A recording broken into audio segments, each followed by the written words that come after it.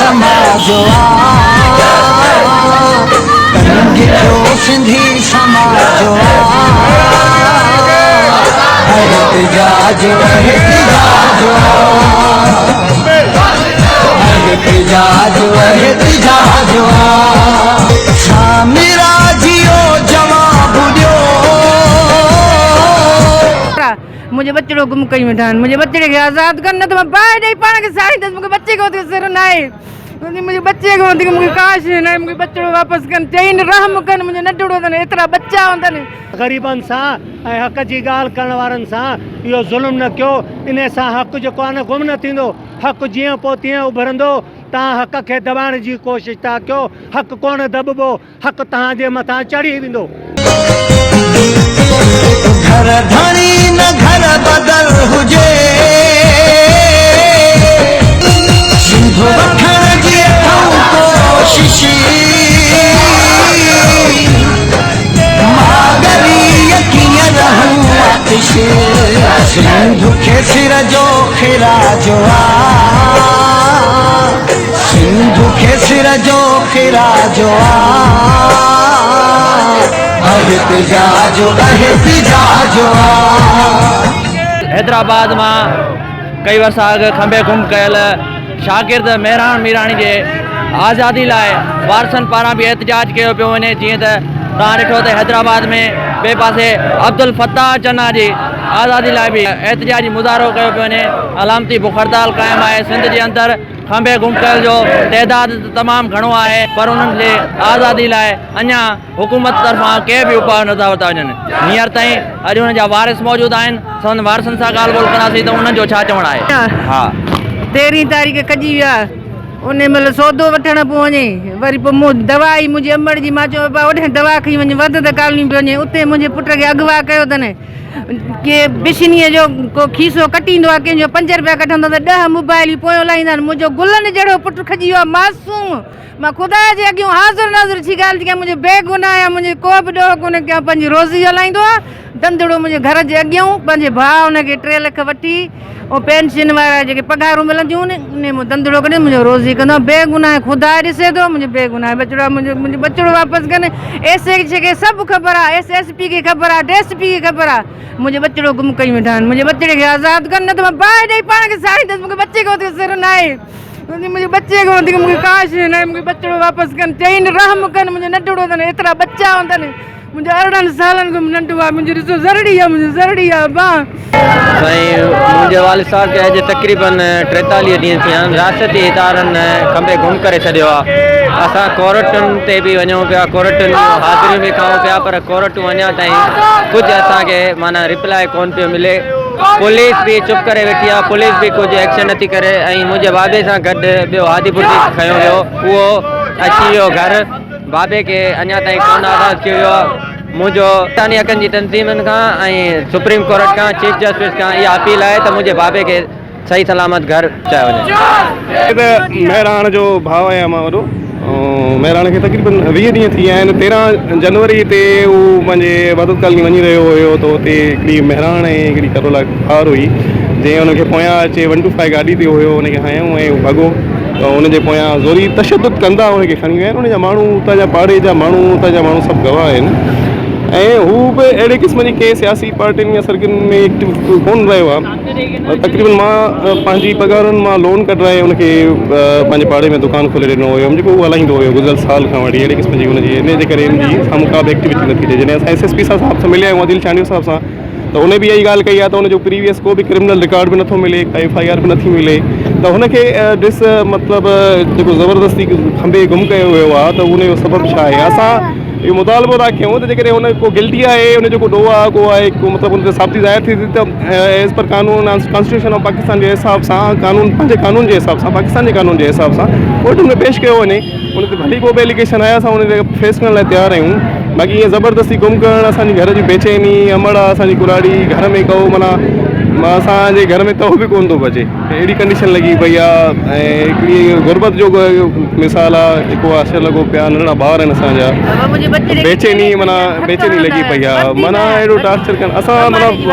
Chief justice of Sindh या मतिलबु जेके बि बस वारा आहिनि इंसानी हक़नि जूं तंज़ीमूं हिननि खां इहो अपील था कयूं त बराए महिरबानी महिराण खे आज़ादु करे कयो वञे। कुझु ॾींहंनि खां ख़बर पई आहे त उहो रिकॉर्डिंग ॿुधो आहे, ॿुधण में आयो आहे त उहो बिगो गाॾी बि हुई हुननि सां ऐं 125 हुनजी खणी विया आहिनि ऐं 125 समेत खणी आया आहिनि ऐं बिल्कुलु ई एॾो टार्चर कंदा खणी विया आहिनि। असांखे सम्झ में ॻाल्हि नथी अचे त कहिड़ी हुनजी कहिड़ी का एक्टिविटी हुई जंहिंमें असांखे घटि में घटि ॿुधायो त वञे त तव्हांजे माण्हूअ जो कहिड़ो ॾोह आहे, हिन ॾोह जे मुताबिक़ असां कयूं था वञे कोर्टुनि में पेश कनि, असां हुनखे फेस कंदासीं। बाक़ी असांजी बेचैनी खे ख़तमु कयो वञे। ख़ुदा रा सभिनी असां वस वारनि खे सभिनी खे अपील था कयूं त महिरबानी करे असांजे भाउ खे मुंहिंजे भाउ खे महिराण खे ज़ाहिर कयो वञे, हुनखे आज़ादु कयो वञे। तव्हांजी महिरबानी। त मुंहिंजे भाउ खे 43 ॾींहं थिया आहिनि। अब्दुल फताह चना उन सां गॾु हादी बुर्दी बि गॾु हुयो। हादी बुर्दी खे छॾे ॾिनो अथनि ऐं मुंहिंजे भाउ खे अञा ताईं कोन्हे छॾियो अथनि। ख़ुदा जो ख़ौफ़ कयो ऐं जेकॾहिं तव्हां सम्झो था कि इस्लामी मुल्क आहे त पोइ हिन में इस्लामी कानून हलायो ऐं इस्लामी तरीक़े सां जेको ॾोहारी आहे उनखे सज़ा ॾियो ऐं उन सां जेको ज़्यादती या ज़ुल्म आहे उहो न कयो ऐं इस्लामी तरीक़े सां हिन मुल्क खे हलाइण जी कोशिशि कयो। हीउ असांजो मुल्क पाकिस्तान क़ाइद आज़म मोहम्मद अली जिन्ना इन जे लाइ न ठाहियो त हिते हीरा मंडी जा दलाल कानून पंहिंजो पेश कनि। हिते हीरा मंडी जा दलाल कानून पेश न कयो, हिते इस्लामी जमहूरिया पाकिस्तान जो कानून हलायो। जेको क़ाइद आज़म चयो उन जे मुताबिक़ हिन मुल्क खे हलाइण जी कोशिशि कयो। दलालनि वारो ऐं चोरनि वारो ऐं ठगनि वारो कानून पेश न कयो जंहिंमें ग़रीबनि सां तव्हां ज़ुल्म करे तव्हां ख़ुशि था चओ त असां हिन मुल्क में पंहिंजो कानून हलाईंदासीं। इहो दलालनि वारो कानून, हीरा मंडी वारो कानून कोन हलंदो। हिते इस्लामी जमहूरिया पाकिस्तान आहे त हिन में इस्लामी जमहूरिया पाकिस्तान वारो कानून हलायो ऐं उन में जेको ॾोहारी आहे बेशक उन खे ॾोही आहे त उनखे सज़ा ॾियो। अब्दुल फताह खे 43 ॾींहं गुज़री विया आहिनि। अब्दुल फताह जीअं सिंध तहरीक जो मरकज़ी अॻवान आहे, उनखे जबरी तौर ते खंबे गुम कयो वियो आहे। असां चीफ जस्टिस सुप्रीम कोर्ट खे ॿियनि अदारनि खे बैनुल अक़वामी मुतहद खे अपील कयूं था सॼी सिंध मां जेके क़ौमी कारकुन खंबे गुम कया आहिनि उन्हनि जे लाइ आज़ादी बैनुल अक़वामी मुतहद आहे जेको आज़ादी जो हिननि खे आज़ादु कयो वञे। असां चीफ जस्टिस सुप्रीम कोर्ट खे अपील कयूं था। अगरि अब्दुल फताह के का केस वग़ैरह आहे, अगरि कोई ॾोह आहे त उनखे जुडिशनली तरीक़े पाकिस्तान जे आइन मुताबिक़ कोर्टूं आहिनि उन्हनि में कोर्टनि में आंदो वञे ऐं उनजी केस हलायो वञे, न त उन्हनि खे आज़ादु कयो वञे। अॼु ही जेका बुख हड़ताल आहे अब्दुल फताह चना जी आज़ादी जे लाइ, उन खां पोइ महिरान मीराणी जे लाइ मुज़ाहिरो थियो आहे। पूरी सिंध केतिरनि ई सालनि खां जेको आहे सो न सिर्फ़ु सिंध बल्कि पूरे पाकिस्तान में केतिरा ई बलोची सराइकी बि खणी गुम कया विया आहिनि। त मां चाहींदी त जेको तव्हां पंहिंजे मुल्क जो इस्लामी जमहूरिया पाकिस्तान चओ था, हिकिड़ो इस्लामी कानून लागू करण वारो मुल्क चओ था, त इहो कहिड़ो अंधेर नगरी वारो कानून आहे जिते जेको चोर आहे उहो बादशाह बणियो वेठो आहे, जेको गुंडागर्द आहे, जेको करप्ट आहे, उन्हनि खे तव्हां पंहिंजो ख़ासि माण्हू करे विहारे था छॾियो ऐं जेको हक़ ऐं सच जी ॻाल्हि करे थो, जेको मुल्क ऐं क़ौम जी ख़िदमत जी ॻाल्हि करे थो, जेके क़ौमुनि जी वाधारे ऐं भलाई जी ॻाल्हि करे थो, जेके मुल्क जी भलाई जी ॻाल्हि कनि था, हुननि खे चाहे या त खंबे गुम करे था छॾियो या उन्हनि खे मारे था छॾियो। आख़िर तव्हां कहिड़ो मुल्क चाहियो पिया? असांजो हिकिड़ो सुवाल आहे त आख़िर इहा रियासत छा पई चाहे, पाकिस्तान इस्टेब्लिशमेंट छा पई चाहे ऐं सिंध गवर्नमेंट छा पई करे? केतिरनि ई सालनि खां हिननि जा केतिरनि ई महीननि खां कंहिंखे साल गुज़री विया आहिनि, किन खे महीना त किन खे ॾींहं। कॾहिं तव्हां उन्हनि शागिर्दनि खे खंबे गुम था कयो, कॾहिं तव्हां उस्तादनि खे खंबे खणी गुम था कयो। असांजी जेका रियासत आहे जेको अलमियो आहे त हिते जेको बि मुंसिपाणी विरसनि जी ॻाल्हि कंदो आहे, पंहिंजे हक़नि जी ॻाल्हि कंदो आहे, जमहूरियत जी ॻाल्हि कंदो आहे त उनखे गद्दार चयो वेंदो आहे। इन जा तारीख़ में खोड़ सारा जेके आहिनि मिसाल मिलनि था। मुंहिंजो चाचा अब्दुल फताह चना कंहिं बि हिसाब सां कंहिं बि ग़लति ॻाल्हि में शामिलु न हुया, न ई उन्हनि खां ग़लति ॻाल्हि कई हुई। उन्हनि ॻाल्हि कई हुई त पंहिंजे हक़नि जी ॻाल्हि कई हुई, सिंधियत जी ॻाल्हि कई हुई, पंहिंजी क़ौमियत जी ॻाल्हि कई हुई, जंहिंखे असां पंहिंजो आइन हक़ सम्झूं था। महिराण मीराणी हिकु कॉलेज जो शागिर्दु हो पंहिंजे कॉलेज मां जीअं ई फारिग थी वियो पार्ट टाइम हू पंहिंजो दुकान वग़ैरह घर जे अॻियां हलाईंदो हो। महिराण कंहिं बि सियासी पार्टी सां को बि तइल्लुक़ कोन हो, हिकु वीचारो न्यूट्रल शागिर्दु हो, हुनजो को बि ॾोह कोन्हे। हुन वीचारे खे खंबी गुम कयो वियो आहे।